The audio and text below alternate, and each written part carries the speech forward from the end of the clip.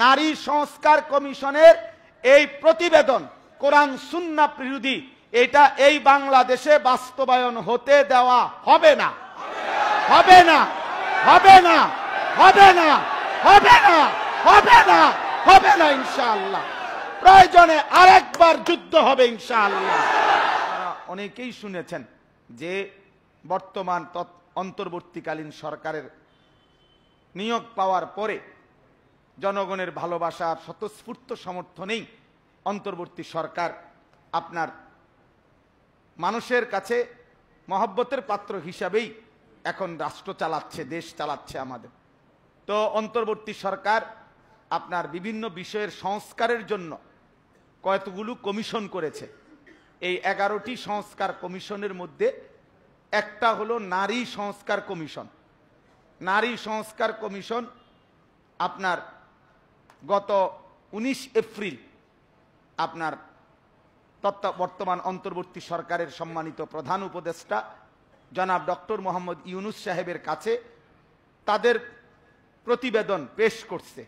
433টা সুপারিশ, প্রায় 318 পৃষ্ঠা ব্যাপী একটা প্রতিবেদন জমা দিছে। এই প্রতিবেদনের মধ্যে নারীর অধিকার, নারীদের বিষয়ে সংস্কার নিয়ে অনেকগুলো প্রস্তাবনা তারা পেশ করছে। কিন্তু নিদারুণ দুঃখের বিষয় হলো, চূড়ান্ত অবাক এবং আশ্চর্যের বিষয় হলো, ফ্যাসিস্ট পরবর্তী যে সময়ে ফ্যাসিস্ট পলায়ন করেছে, জালেম পলায়ন করেছে, এরপরে এই সময়ে আইসা 5ই আগস্ট পরবর্তীতে এই নারী সংস্কার কমিশনের এই নারীগণ তারা এমন কিছু প্রতিবেদনে এমন কিছু প্রস্তাবনা দিয়েছে যেই প্রস্তাবনাগুলো সরাসরি কোরআন এবং সুন্নাহর প্রকাশ্য বিরোধিতা, একেবারে প্রকাশ্য বিরোধিতা। মোটা দাগে 10টা বিষয় এমন আছে যে 10টা বিষয় সরাসরি কোরআন সুন্নাহর বিপরীত, এবং সেই প্রস্তাবগুলো তারা প্রতিবেদন হিসাবে পেশ করেছে। আর সূক্ষ্মভাবে বিশ্লেষণ করলে আরো অনেকগুলো বের হবে যেগুলোর মধ্যে কোরআন সুন্নাহর সংঘর্ষ আছে।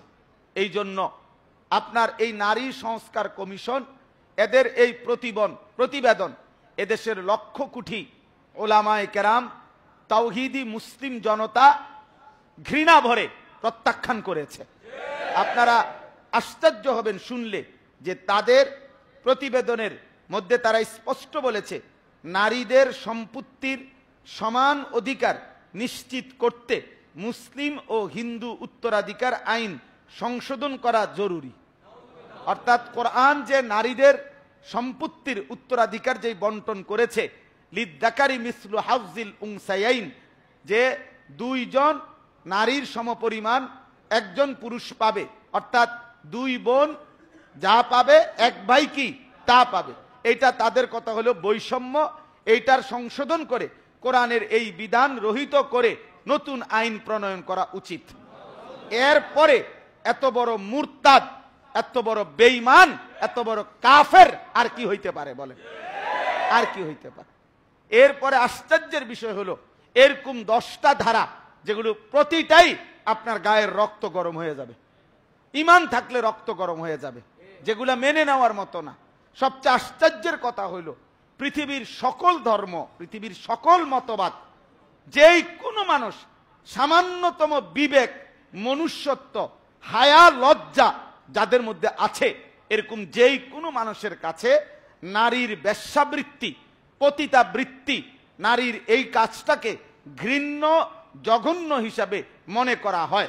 কিন্তু এই মুরতাদরা, এই নাস্তিক সংস্কার কমিশনের সদস্যরা, এই বেঈমানরা সরাসরি সরকারের কাছে আবেদন করেছে এই প্রতিবেদনে যে যৌনকর্মী অর্থাৎ বেশ্যাপতি তাদেরকে রাষ্ট্রীয়ভাবে শ্রমিক হিসাবে, ওয়ার্কার হিসাবে স্বীকৃতি দিতে হবে। এরা শ্রমিক। এরপরে এদের বেঈমান হওয়ার ব্যাপারে, মুরতাদ হওয়ার ব্যাপারে আর কোনো সন্দেহ আছে? অতএব আলহামদুলিল্লাহ, আপনারা জানেন সারা বাংলাদেশের ইমানদার মুসলমানদের প্রতিনিধিত্বকারী সংগঠন ঈমান ইসলামের অতন্দ্র প্রহরী বাতিলের বিরুদ্ধে, অন্যায়ের বিরুদ্ধে এবং কোরআন সুন্নাহ বিরোধী যেই কোনো আইনের বিরুদ্ধে সবার আগে গর্জে ওঠে বাংলাদেশে যেই সংগঠন, সেই সংগঠনের নাম হেফাজতে ইসলাম বাংলাদেশ। হেফাজতে ইসলাম বাংলাদেশ আলহামদুলিল্লাহ আগামী 3 মে অর্থাৎ ঠিক আগামী শনিবার ঢাকার সোহরাওয়ার্দী উদ্যানে এই নারী সংস্কার কমিশন প্রতিবেদন এটাকে প্রত্যাহারের দাবিতে এবং আরো কতগুলো ন্যায্য দাবিতে আগামী শনিবার 3 তারিখ আপনার ঢাকা সোহরাওয়ার্দী উদ্যানে হেফাজতে ইসলাম বাংলাদেশের পক্ষ থেকে মহাসমাবেশের ডাক দেওয়া হয়েছে। এই জন্য প্রত্যেকের কাছে ইমানের দাবিতে আল্লাহর কোরআন নারী সংস্কার কমিশনের এই প্রতিবেদন কোরআন সুন্নাহ বিরোধী, এটা এই বাংলাদেশে বাস্তবায়ন হতে দেওয়া হবে না, হবে না, হবে না, হবে না, হবে না, হবে না, হবে না ইনশাআল্লাহ। প্রয়োজনে আরেকবার যুদ্ধ হবে ইনশাআল্লাহ। এরা জানে না, এরা জানে না, এরা জানে না।